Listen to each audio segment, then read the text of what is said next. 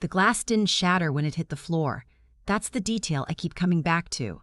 It just cracked, clean, almost quiet, and the wine inside spread across the kitchen tile like it was in no hurry. My brother stood there laughing. Not the awkward, I didn't mean it laugh. The real one. The one I'd been hearing my whole life. "Relax," he said. "You're so dramatic." I was sitting on the floor. I didn't remember falling. My wrist was bent at an angle that made my stomach turn, and I could feel the throb already starting. Deep, insistent, the kind of pain that doesn't peak for another 20 minutes. The kind that means something is wrong. He didn't help me up. I should explain how we got there because it didn't start with the glass. It never starts with the obvious thing. My brother is 4 years older than me. To most people, neighbors, extended family, people he went to high school with, he is charming and funny and the kind of guy who remembers your birthday and shows up to things. Our parents built their entire idea of who he was around the version he performed for other people, and they protected that version like it was fragile. Like if anyone pushed too hard on it, it might fall apart and take them with it. I was the one who knew the other version. Growing up, I learned to read the room before I read anything else. I learned the difference between the laugh he used when something was actually funny versus the one he used when he wanted me to feel small. I learned which days to disappear into my room and which days it was safe to eat dinner at the table. I learned to say I walked into a doorframe and I fell off my bike and I'm just clumsy with the kind of ease that comes from years of practice. Our mother called it sibling stuff. She said all brothers and sisters went through it. She said I needed to toughen up. I believed her for a long time. I believed her the way you believe something when the alternative is too heavy to carry.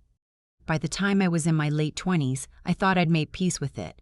He had his life, I had mine. We saw each other at holidays and kept things surface level, and I'd gotten good enough at performing okay that most people, including myself, on good days, almost believed it. I had an apartment I loved in the city that felt like mine. I had a job I was proud of. I had figured out how to take up space in rooms that didn't belong to my family. Then our grandmother got sick, and everything that I thought I'd outgrown came back like it had never left.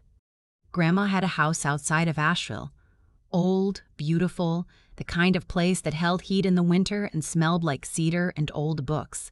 She'd lived alone in it since Grandpa died, and when her health started declining, my parents decided someone needed to be nearby.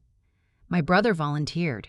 He moved into the guest room and started handling her appointments and her medications and presenting himself, to anyone who asked, as the devoted grandson. I drove up on weekends when I could. I brought her things she liked, her specific brand of tea, the crossword books she preferred, the hand lotion that the grocery store near her kept discontinuing. I sat with her in the afternoons and we watched her shows, and she told me the same stories she'd always told me, and I let her.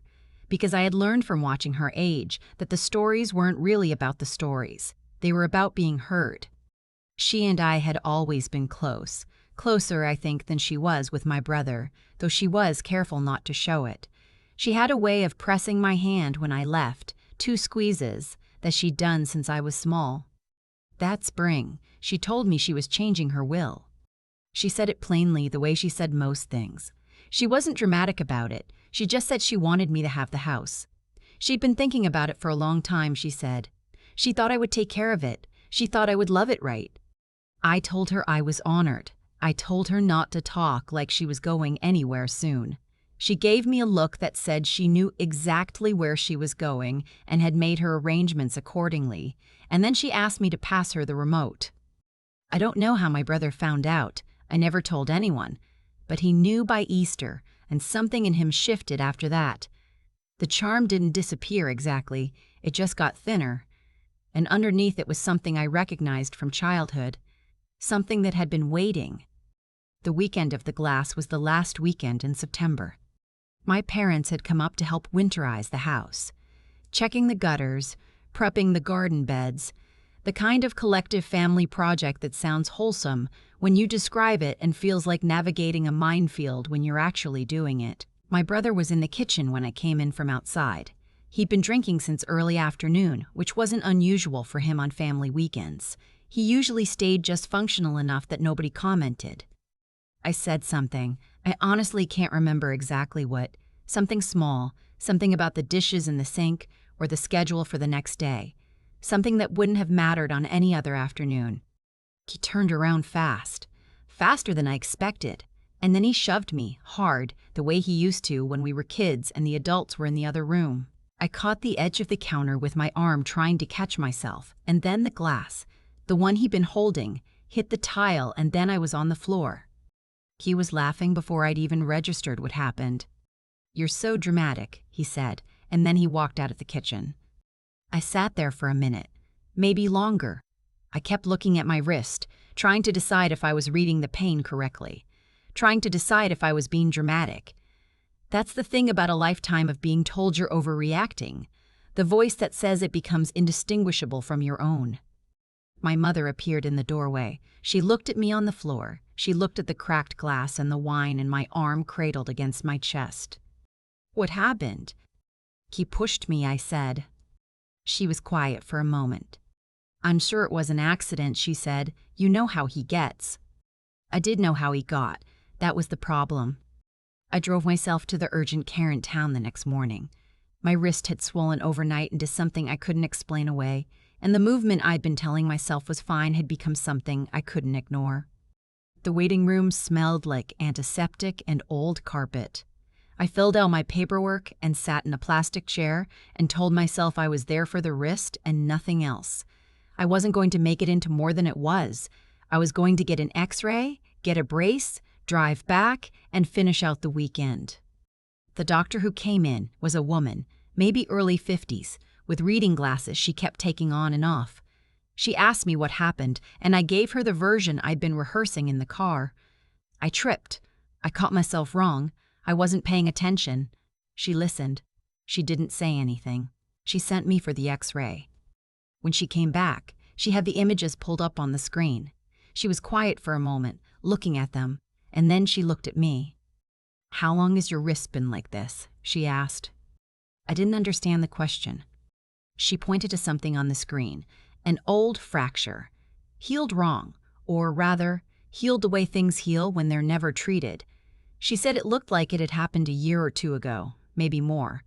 She asked if I remembered injuring it before. I did. I remembered exactly. A different weekend, a different small thing, a different moment on the floor. I had told everyone I fell. The doctor took off her glasses and set them on the table. She asked me, very quietly, who I lived with. I told her I didn't live with anyone. I had my own apartment, my own life, I was fine. She asked if there was someone in my family who had hurt me before, and something about the way she asked it, carefully, like she already knew the answer and was just giving me the room to say it, broke something open in me that I hadn't realized I'd been holding shut. I told her the truth. I don't know how long I talked. She didn't rush me. When I was done, she sat with it for a moment. Then she said she needed to make a call. I thought she meant a referral, a therapist maybe, or a social worker. She meant the police. The officer who came in was a woman named Detective Price. She was younger than I expected, calm in a way that felt practiced, but not fake. She had a notebook, but she barely used it. She mostly just listened. She asked when the incidents had started, what form they took, whether anyone in my family knew. She asked if my grandmother knew. I thought about that. I thought about how Grandma had always noticed things without commenting on them.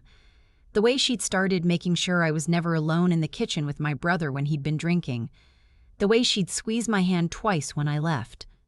Maybe she knew more than I'd ever said out loud. Detective Price took a formal report. She told me what that meant, that it would be documented, that there would likely be a follow-up, that if I wanted to press charges, I could, and if I wasn't ready for that yet, the report would still exist. She said that mattered, that it created a record. She also asked if I had somewhere safe to stay. I told her yes. My apartment was 2 hours away, and it was mine. She gave me her card. She asked me to call if I thought of anything else. I sat in my car in the parking lot for a long time after. The mountains were doing what they do in October, turning into something almost unbearably beautiful, and I watched them and tried to figure out how I felt. I didn't feel relieved exactly. I didn't feel fixed. I felt like something that had been underground for a very long time had finally broken the surface, like it was going to need light and air and time before I could know what it actually was. My mother called that evening. She didn't ask how the urgent care went. She asked why a detective had called my brother. I hadn't expected it to move that fast. I hadn't thought through exactly what the chain of events would look like from the outside. Hadn't thought about how it would land on a Sunday afternoon in a house in Asheville when my family was still there together. "I filed a report," I said. The silence on the other end was the specific kind I'd grown up with. The kind that meant she was choosing her next words carefully. The kind that meant she was deciding who to protect.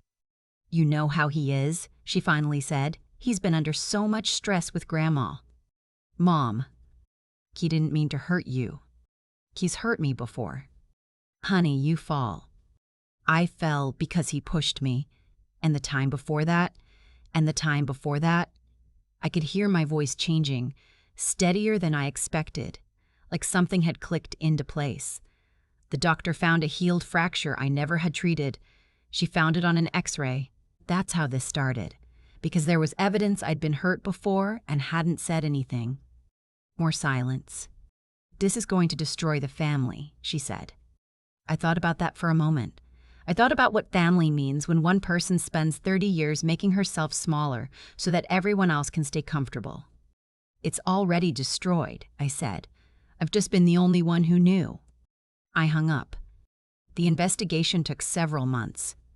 Detective Price was thorough in a way I hadn't expected. She gathered the urgent care records, both from that visit and, with my permission, my medical history going back years. There were other incidents in there. A sprained ankle at Christmas 6 years ago. A black eye I'd attributed to a cabinet door. The healed fracture. Taken separately, each one had a plausible explanation. Together, they formed something a lot harder to dismiss. She also talked to my grandmother. I didn't ask for that. I don't know exactly how it came up, whether Grandma reached out or was contacted, but she made a statement. A quiet, careful statement that apparently took several hours and covered incidents she'd witnessed across multiple years. Things she'd never said directly to me. Things she'd cataloged in the way older women who've survived difficult families sometimes do. She had dates. She had specifics. When I found out, I sat down and cried for about 45 minutes. Not because I was sad exactly. Because I hadn't known she'd been watching. Because I hadn't known she'd been keeping count on my behalf. My brother was charged with assault in the 3rd degree, and one additional charge related to a prior documented incident. He hired a lawyer immediately. His defense was essentially the defense it had always been, that I was sensitive, that I misread situations, that the incidents were accidents or misunderstandings. His lawyer submitted a character statement from half a dozen people who described him as patient and kind. My mother did not testify on my behalf. She didn't testify against me either, exactly. She just wasn't there. I noticed. The hearing was on a Tuesday in February. Grandma had declined enough by then that she couldn't travel, but Detective Price was there, and I had an advocate from a local organization who sat with me through the proceedings. The evidence was presented methodically. The X-rays, the medical records, my grandmother's statement read into the record. The urgent care documentation from September, my own testimony. I had dreaded the testimony. I'd rehearsed it until the words felt like they belonged to someone else. But when I was actually up there, something strange happened. The words came back. They felt like mine again. I just told what happened. All of it, going back as far as I could remember. The small things and the large things and the years in between where I'd convinced myself I was dramatic, I was clumsy, I was making it bigger than it was. The judge listened. My brother sat at his table and looked at his hands. His sentence wasn't what I wanted it to be. I want to be honest about that. Probation, mandatory counseling, a restraining order keeping him away from me and from our grandmother's property. No jail time. The prosecutor explained the factors. First, formal conviction, mitigating circumstances, the specifics of the charges as filed. I understood the explanation. I didn't love the outcome. But here's what I didn't expect. When his charges and my grandmother's statement were read aloud in that room, I watched my mother's face.